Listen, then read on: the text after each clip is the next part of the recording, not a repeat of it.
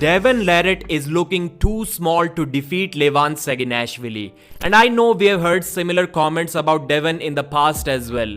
Devon's chances against Hermes were questioned because he showed up light, and yet he totally dominated the defending champion. Devon looked light and yet bloated at the same time against Denis Siplenkov, but still he managed to dominate that match too. But this time things are completely different, because there was only about 10 kilos difference between Hermes and Devon, and the difference with Denis was even less.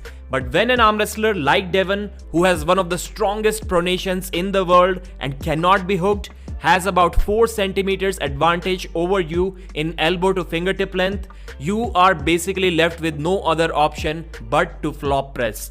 But this time in this Levan match, the difference is almost 60 kilos. And such a massive difference in size can matter a lot, especially when you're facing the #1 guy in the world, and especially when you do not have the leverage advantage against Levan that you had against Hermes and Denis. Their elbow to fingertip length is almost identical at about 54 centimeters.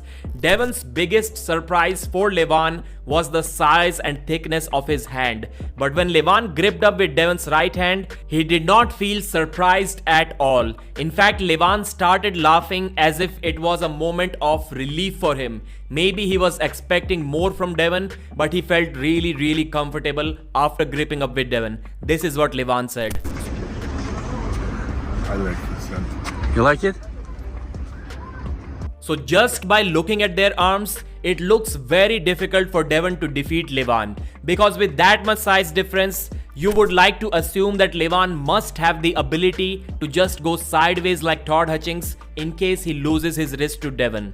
It has been Devon's dream to touch the 300-pound weight mark once in his life. Looks like that dream will never come true. But the other dream that Devon has, which is to defeat Levan on April 20, is more likely to come true than ever before.